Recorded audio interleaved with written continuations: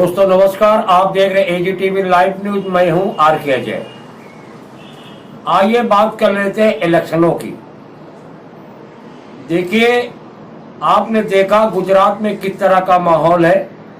हिमाचल में चुनाव हो चुका है 12 नवंबर को।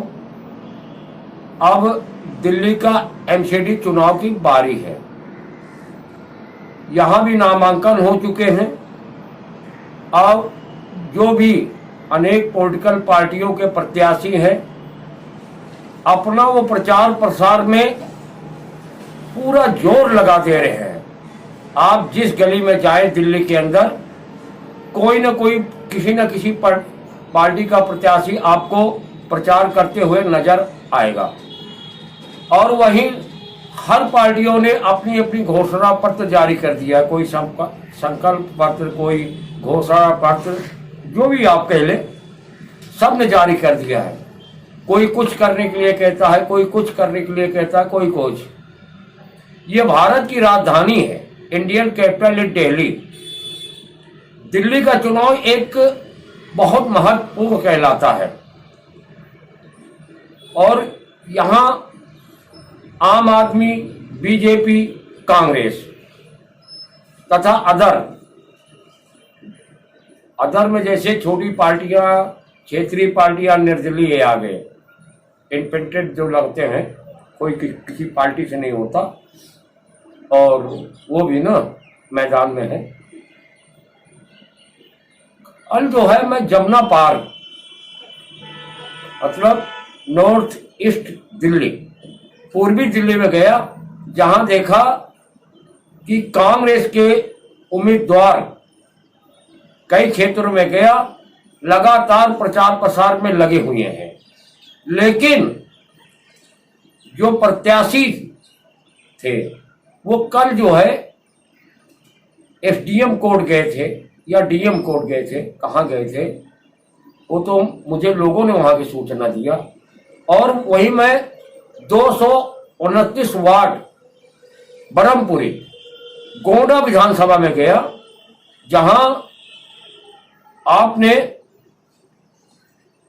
सुना होगा नाम प्रताप चौधरी, जो कि माने जाने शख्सियत है। उनकी पुत्र वधू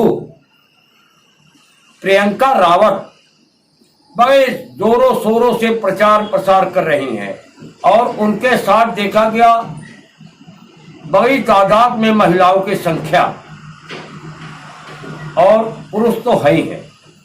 वो क्षेत्रीय लोग हैं, कई बाहरी जैसे लोग बुला के भीड़ दिखाने के लिए कर लेते हैं, पर ऐसा नहीं देखा गया। मैं काफी लोगों से वहां बात किया, लेकिन जो रुझान मुझे मिला लोगों की बातों से, ऐसा लगता है कि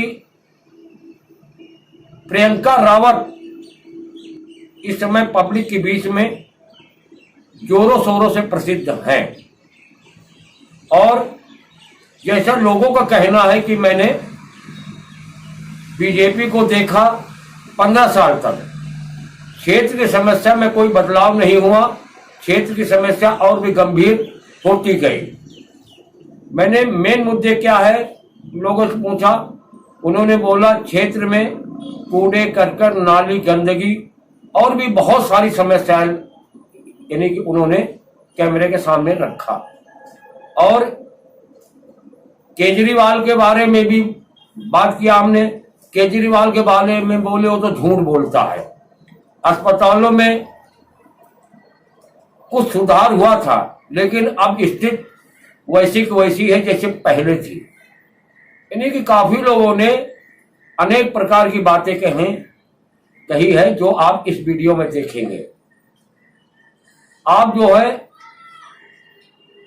जागरूक मतदाता बने, समझदार मतदाता बने, अब अपने प्रत्याशियों को सोच समझ के वोटिंग करें। बाकी खबर देखने के लिए आप खबरों के अंदर देखेंगे। आर.के. अजय को दीजिए इजाजत, फिर मिलेंगे किसी और खबरों के साथ।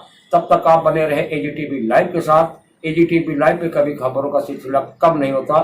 चैनल को लाइक करें, शेयर करें, सब्सक्राइब करें, जिससे कि जो गोदी मीडिया खबर छुपाती है आप तक सीधा पहुंचे। लगेगी, लगेगी, पार्टी जिंदाबाद, कांग्रेस पार्टी जिंदाबाद। भाई भाई यहाँ से हाँ आइए दोस्तों की जैसा आप देख रहे पूरे भारत में इस समय चुनावी सरगर्मियां बड़ी तेजी के साथ चल रही, जैसे गुजरात, हिमाचल प्रदेश, दिल्ली में एमसीडी का चुनाव भी चरम सीमा पे है। यहाँ अनेक पॉलिटिकल प्रत्याशियों ने अपना नामांकन दाखिल किया है। कांग्रेस, बीजेपी, आम आदमी या अन्य पार्टियां अब मैं यहाँ माहौल जानने की कोशिश कर रहा हूँ। मैं इस समय आया हूँ, ये कौन सी विधानसभा भैया? उस्मानपुर गांव गोंडा विधानसभा। ये गोंडा विधानसभा में आया हूँ, जहाँ पे मैं देख रहा हूँ बड़ी संख्या में लोग यहाँ दिखाई दे रहे हैं। और यहाँ माहौल क्या है, माहौल क्या मैं दिखाऊंगा। अब की बार यहाँ एमसीडी में किसकी सरकार? वार्ड नंबर 229 229 वार्ड नंबर है। जैसा सॉरी कंफ्यूजन हो गया, मुझे सुनने में बता रहे थे। अब मैं यहाँ कांग्रेस, ये कांग्रेस के कार्यकर्ता हैं, उन पदाधिकारी और यहाँ प्रत्याशी के कुछ लोग हैं, मैं नहीं जानता। प्रत्याशी साहिबा अभी एटीएम कोर्ट गई हुई है, वो लौट के आएंगे, लेकिन तब तक मैं इन लोगों से बात करता हूँ और इन लोगों का क्या कहना है और अब की बार कांग्रेस की कैसी लहर होगी अंदर के अंदर। बात तो परिचय दें आप। अंसारी है, इसी यही वार्ड है कांग्रेस का। तकरीबन 40 साल से मैं कांग्रेस की सेवा करता है। अच्छा सर, एक बात ये, आपके क्षेत्र में मुद्दे क्या है? हमारे क्षेत्र में एक तो खत्ते का मुद्दा है, तो बीजेपी ने वहाँ से लाके गाजीपुर तक यहाँ खत्ता बनाएंगे। भीषम शर्मा जी ने हमारा वहाँ धरना दिया, प्रताप भाई ने हमारे शोर मचाया, और तब जाके हमारा खत्ता रुका हुआ है। क्या हम आदमी नहीं है, जानवर हैं? वहाँ का खत्ता उठा के हमें यहाँ थोक रहे हैं। हमें मतलब ये हमें मेट्रो देनी चाहिए थी, ताकि मतलब ये हमारे लिए कुछ सहूलियत होती। मेन मुद्दा खत्ते का, मेन मुद्दा तो खत्ते का है। नाली जैसे करती रहती है, बहुत सब चीज का है। यहाँ राष्ट्रीय मुद्दे तो होते नहीं इसमें, महंगाई, बेरोजगारी, गंदगी बहुत है जी, जबरदस्त गंदगी है। ये गंदगी इस कदर है कि हम जो रह रहे हैं ना, हम भगवान के सहारे रहे हैं, उसी के बस करते रहे। रात को मच्छर खा लिए, निकल के जाने को रिश्तेदार तो कहते हैं हम पहाड़ हटवाएंगे, जो कूड़े का पहाड़ 3-4 बने हुए हैं वो पहाड़ हटवाएंगे, क्षेत्र में साफ सफाई करेंगे। तो कांग्रेस वाले क्या विश्वास नहीं होता केजरीवाल की बात? ये बात तो बतौला है, सुबह कुछ और कहते हैं, शाम को कुछ और कहते हैं। उनसे कहो कि सच बोलना तो सीख लो। ये जनता ने वोट दिया, तुम्हें मुख्यमंत्री बनाया है, धन्यवाद आपका। आपका क्या नाम है?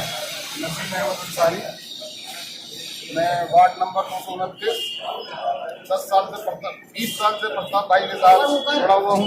व्यक्तिगत मैं जानता हूँ,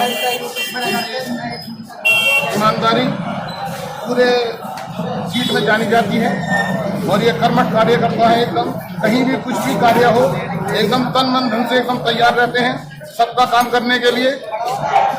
माताओं का, बुजुर्गों का, पेंशन। समस्या क्या है? समस्या कूड़े की पूरी जबरदस्त, कूड़ा सड़ा हुआ है, नालियां बिल्कुल बर्बाद हो चुकी हैं, नालियों के अंदर पानी भरा हुआ है।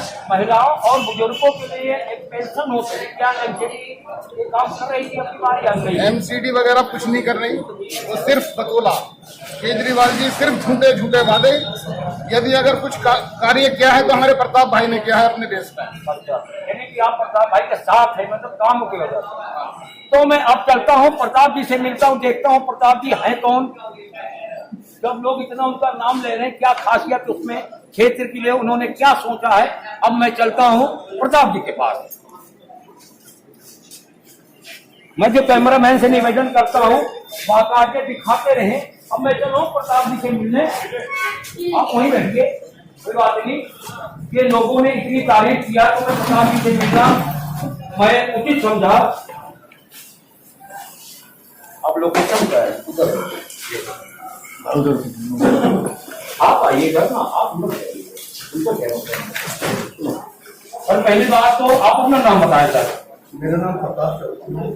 अरे सर ये बात बताओ, जैसे आपके कार्यकर्ता या क्षेत्रीय लोग हैं जो भी है, आपकी बड़ी तारीफ कर रहे थे, आपकी वजह क्या करते हैं आप लोगों के लिए ऐसा? हम जनता 25 साल से मैं प्रदेश कांग्रेस की राजनीति कर रहा हूँ। मैं कांग्रेस का प्रदेश में उपाध्यक्ष था। मैं 25-30 साल से कांग्रेस पार्टी से जुड़ा हूँ और मैं लोगों के जो बुनियादी जरूरतें होती हैं समाज में दुख और सुख जो हमारे संबंध होते हैं, मैं जनता के बीच में रहता हूँ, इसीलिए लोग मेरी अच्छा सर एक बात बताइए, जैसे क्या जो है 15 साल से एमसीडी में बीजेपी काबिज थी, क्या बीजेपी ने समस्याओं को निदान नहीं किया जो आपको, यानी कि आपको प्रत्याशी उतारना पड़ा? ऐसा क्या कहना है इसके विषय में? सबसे पहले तो मैं कहूँगा कि हमारी कांग्रेस पार्टी है, 15 साल पहले हम सत्ता में थे। इन्होंने समस्याओं पर निदान नहीं किया, इन्होंने समस्याओं को पैदा किया। 15 साल के अंदर इन्होंने सरकार की लोगों के एक ये जैसे एमसीडी के अफसर एक प्राइवेट कंपनी के अफसर की तरह इनका व्यवहार है। ये लोगों से धमकी उठाई करते हैं, मकानों में इन्होंने टॉर्चर करके लोगों से पैसा लेते हैं। पूरा गाड़ियों में से तो दोबारा उसको कोई उठाता नहीं है, पूरा घर बना हुआ है। और केजरीवाल को बोलते हैं कि ये भाजपा ने बनाया है और भाजपा ये कहती है केजरीवाल ने बनाया। इनका दोनों का हिंदी वगैरह है, जिसकी वजह से दिल्ली की जनता नरक हो गई। अच्छा, आपके क्षेत्र में मेन मुद्दे क्या हैं जिसके लिए आपको प्रत्याशी बनाना पड़ा? जैसे नाली और भी क्या समस्या है, या विधवा पेंशन या सीनियर सिटीजन पेंशन जो बीडी द्वारा भी होती है, राज्य सरकार द्वारा भी होती है, क्या समस्या थी कि आपको मैदान में आना पड़ा? कांग्रेस पार्टी के जैसी दिल्ली शीला जी ने दिल्ली का इन्होंने नरक बना दिया है। आप किसी भी लोग को जाकर देख लो, 5 साल के अंदर 8 साल से जब से आम आदमी पार्टी की दिल्ली में सरकार आई है, तो ना तो इन्होंने रोड का अप्लाई जो कांग्रेस के जो अधिकारी थे वही हुए, उसके अलावा इन्होंने और कुछ नहीं किया। स्कूलों की बात करते हैं, स्कूलों में जो हमारी कांग्रेस पार्टी की सरकार ने किया, इन्होंने सिर्फ कमरे उनके रंग उनकी सफाई की, उसके अलावा इनका कोई बेसिक जो काम था वो कुछ भी काम नहीं। अच्छा, क्षेत्र लोगों को, देशवासियों को क्या संदेश देना चाहेंगे आप? मैं सब भाइयों से एक ही बात कहना चाहूँगा कि कांग्रेस पार्टी देश के लिए काम करती है, लोगों की बुनियादी जरूरतों पे काम करती है, भविष्य को ध्यान में रखते हुए बात करती है। वो कांग्रेस पार्टी थोड़े तौर पर अपने निजी लाभ के लिए कोई ऐसा काम नहीं करती, जिसकी वजह से कि हमारा जो सामाजिक ताना बाना है वो नष्ट हो। हम हमारी कांग्रेस पार्टी और हमारी जो विचारधारा है हमारे देश के होने के लिए काम करती है, हम लोगों के हित के लिए काम करती है। अच्छा सर, थोड़ा सा मैं आज जैसे इन्होंने भाई साहब ने बताया, मैं थोड़ा सा कुछ कहना चाहूंगा इस पे। जमीन बेच देंगे, जमा बेच देंगे, या मुर्दों के सच्चे कफन बेच देंगे, जरा देश वालों जरा तो जानो, ये लोग अपना वतन बेच देंगे। मैं किसी का नाम नहीं ले रहा, क्यों कह रहा हूँ? जब जो है इनकी सरकार थी उस समय अटल बिहारी प्रधानमंत्री थे, रक्षा मंत्री थे, जॉर्ज फर्नांडिस ने क्या किया? कफन घोटाला। और इस तरह से जहां हमारे जवान शहीद हो रहे थे, इन्होंने कफन का काम किया। तो मैं कभी कभार गुस्से में आ जाता हूँ कि यूं आ जाता हूँ कि देश की विकास की बात करते हैं, लेकिन यहाँ पे महिला अत्याचार भी देखा गया, बहुत सारी बातें देखी गई। ये बात थोड़ा सा आप महंगाई की बात करना चाहते हैं, क्या जो महंगाई की विषय से कांग्रेस पार्टी के लिए कोई आंदोलन करेगी या किया है?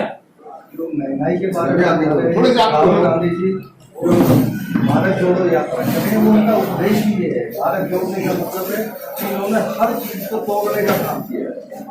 महंगाई के ऊपर लोगों की समर्थ हो, बुनियादी कोई सहूलतें हैं, गरीब आदमी का खाना पीना सब दुश्वार हो गया। छोटी छोटी चीज़ों पे जो खाने की बुनियादी चीज़ें गरीब आदमी के जिसमें हित से जुड़ी हुई है, सब टैक्स भारी मात्रा में दिए। हाँ, मैंने महिलाओं से भी इंटरव्यू लिया, वो बोले हमारे दूध पर भी जीएसटी है, सब्जी पर भी किस पे, यानी कि वाकई में इस समय भारत में जनता वाकई में महंगाई से त्रस्त है। जिस तरह गैस सिलेंडर पर रेट महिलाएं लेती थी, अभी मैं कल जनता मंदिर पे इंटरव्यू ले रहा था, बहुत सारी बिहार के अन्य प्रदेशों से आई थी, महंगाई के विषय में वाकई में ये मेरे क्षेत्रीय मुद्दा है एनसीडी चुनाव। ऐसे महंगाई से नहीं रोकता, जैसे गुजरात हो गया, हिमाचल प्रदेश, वहां महंगाई का मुद्दा था। और अब जो है क्या लगता आपको अब की बार क्या जो है चांस लगता है? दरअसल जनता का रुझान कैसा है ये बताइए। जनता का रुझान कांग्रेस की तरफ है। आज हमारे देश की और दिल्ली प्रदेश की जनता सब लोगों ने महसूस किया है कि ये झूठ बोलने वाले लोग हैं। अच्छा, प्रत्याशी का नाम बताए पहली बात तो। कोई फोटो अगर है प्रत्याशी की तो हम अपने चैनल पे दिखा सकते हैं। कोई हैंडबिल या कोई स्पीकर या कोई प्रत्याशी मेरी फोटो बदलू है प्रियंका रावत, ये वार्ड नंबर 2 के नाम से ठीक है, विधानसभा घोड़ा विधानसभा के नाम से। हेलो, ये ठीक है। ये थे प्रताप जी, इन्होंने बड़ी अच्छी बात कही, महंगाई पर भी अच्छी बात किया, बेरोजगारी पर बात किया, क्षेत्रीय समस्याओं के बारे में बात किया। मैंने कहा, मैं कई लोगों से मिला तो लोगों ने इनकी तारीफ किया, तो मैं इनसे मिल रहा था। और इन्होंने देखिए, मैं अपने कैमरे के सामने दिखाना चाहूंगा, ये जो है तस्वीर है यहाँ की जो प्रत्याशी है, जो कांग्रेस इस समय भारत जोड़ो यात्रा जिस समय जोरों पर है, जैसे लोगों का जन समर्थन मिल रहा है भारत जोड़ो यात्रा में, उस समय अनेक पॉलिटिकल पार्टियों में खलबली को मची है। ये बात सही है। अब देखिए एनसीडी का चुनाव कहाँ जाता है, जनता का रुझान क्या होता है। एडीटीवी लाइव आपको लगातार दिखाता रहता है और दिखाता रहेगा। इसी शब्दों के साथ फिर मिलेंगे किसी और कपड़ों के साथ। आगे जो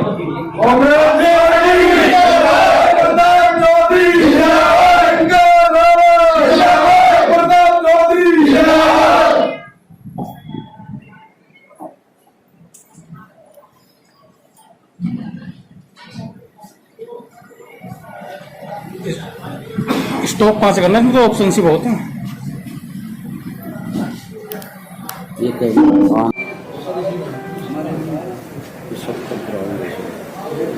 उसकी जिम्मेदारी से काम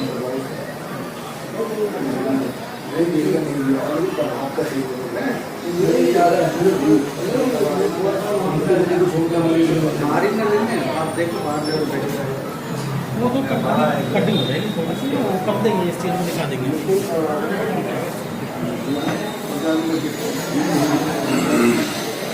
तुम अपने एरिया में कर पाओ। हमारे दुकान पर खोज रहे थे, तुम दुकान पर मिले ना।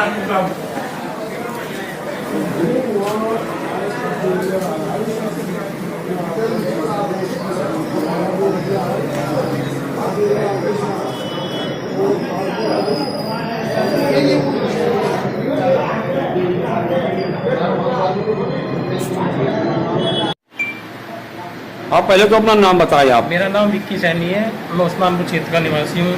तो भाई प्रताप चौधरी ने आज से पहले भी एक निगम के चुनाव हैं, आज से पहले भी कई ऐसे मुद्दे रहे हैं।